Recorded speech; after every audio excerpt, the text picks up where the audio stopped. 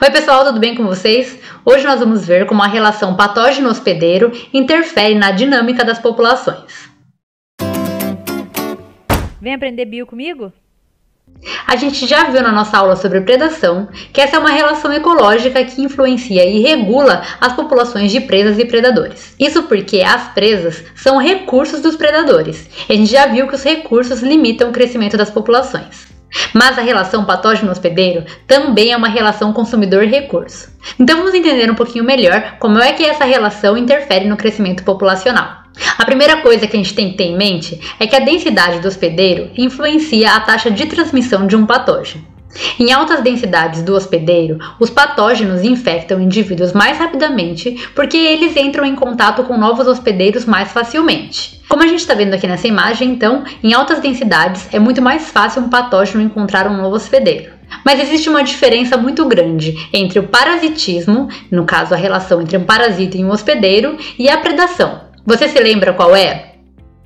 É que apesar da relação de parasitismo também ser uma relação consumidor-recurso, geralmente ela não envolve a morte do hospedeiro. Assim, não ocorre a eliminação desse hospedeiro da população.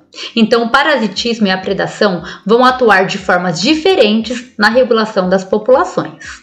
Por isso que, diferente do modelo Lotka-Volterra, que explicava como é que ocorre a regulação das populações pela predação, no parasitismo a gente usa o modelo CIR, que é o modelo que explica a dinâmica entre as populações de patógeno e de hospedeiros envolvidas na relação ecológica. CIR é uma abreviação que vem dos seguintes termos. O S significa indivíduos suscetíveis, o I, indivíduos infectados, e o R, indivíduos recuperados. Todos eles se referindo a indivíduos da população de hospedeiros. Ele é um modelo bem simples que se baseia no fato de que os hospedeiros podem desenvolver respostas imunológicas ao parasita, e isso vai influenciar diretamente os ciclos populacionais, tanto do parasita quanto do hospedeiro. O modelo CIR mostra pra gente que o curso de uma epidemia se refere à taxa reprodutiva de um patógeno, o R0. Que se refere ao número de casos secundários que pode ser produzido a partir de um caso primário, ou seja, a partir de um hospedeiro infectado, quantos novos hospedeiros podem ser infectados. Assim, para se definir o R0, dependemos de duas taxas. A primeira é o B, é a taxa de transmissão. Essa taxa de transmissão depende da taxa de contato entre os indivíduos suscetíveis com o indivíduo infectado, além também da probabilidade da infecção ser transmitida, porque indivíduos podem ter contato e não necessariamente um patógeno ser transmitido entre eles. Além disso, o R0 vai depender de G, que é a taxa de recuperação. A taxa de recuperação vai determinar o período no qual o indivíduo é infeccioso, ou seja, um período no qual aquele indivíduo pode transmitir o patógeno. Assim, o R0, então, vai depender dessas duas taxas, a taxa de transmissão e a taxa de recuperação, e é o R0 que vai definir o sucesso de uma população de um patógeno. Vamos entender melhor como acontece. Quando R0 é maior que 1, ocorre uma reação em cadeia, e isso faz com que uma epidemia se inicie, já que a cada indivíduo infectado, mais do que um indivíduo se infecta antes que ele se recupere da doença. Mas vamos lembrar que o R0 vai depender da taxa de transmissão e a taxa de recuperação. Assim, o R0 vai ser maior que 1 em uma combinação de valores, por exemplo, quando a taxa de transmissão for muito alta, ou ainda quando a taxa de recuperação for muito baixa, ou seja, as pessoas ficam muito tempo doentes, transmitindo esse patógeno para outros indivíduos. Por outro lado, nós temos uma segunda situação, quando o R0 é menor que 1. Nesse caso, a infecção não se torna uma epidemia, porque os indivíduos se curam antes de transmitirem para um novo indivíduo. O R0 é menor que 1, geralmente quando a taxa de transmissão é muito baixa, ou seja, dificilmente um patógeno passa para outro indivíduo. Ou ainda quando a taxa de recuperação é muito rápida, então antes do indivíduo passar o patógeno para outro indivíduo, ele já se curou da doença. Vamos agora entender o que acontece quando o R0 é maior que 1, ou seja, quando se instala uma epidemia. Para isso a gente vai utilizar aqui esses desenhos. Os indivíduos azuis mostram indivíduos não imunizados, mas que também não estão doentes. Os amarelinhos indicam indivíduos imunizados e os vermelhos indicam indivíduos não imunizados, mas que estão doentes, ou seja, estão transmitindo os patógenos. Observe que quando surge uma nova doença, não temos indivíduos imunes, mas também temos poucos indivíduos doentes. Apesar disso, em pouco tempo se verifica que o patógeno se dispersa na população de hospedeiros, o que é verificado aqui pelo número de indivíduos vermelhinhos. Aqui podemos dizer então que o R0 foi maior que 1, e esse patógeno se espalhou em uma população. Mas, ao longo do tempo, o que a gente verifica é o seguinte: à medida que mais indivíduos são infectados, eles vão se recuperando e vão se tornando imunes, ou seja, resistentes. Que é o que a gente consegue observar aqui. Começam a surgir alguns indivíduos que são imunes na população. Esses indivíduos, então, não são contaminados novamente. Esse aumento do número de indivíduos resistentes faz com que ocorra necessariamente a diminuição de indivíduos suscetíveis. Assim, necessariamente, o R0 vai começar a diminuir, porque o número de indivíduos que podem ser infectados também diminui. Espera-se então que ao longo do tempo a maior parte da população se torne imune. E isso faz com que o R0 atinja um valor menor que 1. Quando isso acontece, a epidemia não se sustenta mais. Temos aqui então esse gráfico mostrando como ocorre a evolução de uma epidemia. Em vermelho nós temos os indivíduos que são suscetíveis. Em verde nós temos aqueles indivíduos infectados.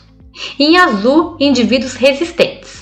Observem que, inicialmente, o número de indivíduos resistentes e infectados é igual a 0, já que a população é totalmente composta por indivíduos suscetíveis. Nós conseguimos perceber que, inicialmente, o número de indivíduos infectados sobe exponencialmente.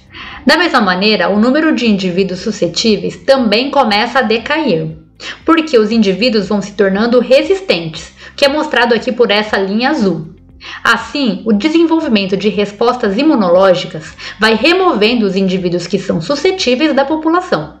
A redução, então, do número de indivíduos suscetíveis, ou seja, de hospedeiros, faz com que o número de infectados comece a cair. Podemos observar, então, que à medida que a densidade de hospedeiros diminui, ou seja, de indivíduos suscetíveis diminui, a cadeia de contágio se quebra. E aí espera-se, então, que menos indivíduos hospedeiros se tornem doentes, porque a probabilidade de uma pessoa doente encontrar uma outra pessoa que ainda não é imunizada cai. Ou seja, com o aumento do número de pessoas imunizadas em uma população, diminui-se o R0, diminuindo assim a taxa de crescimento do patógeno.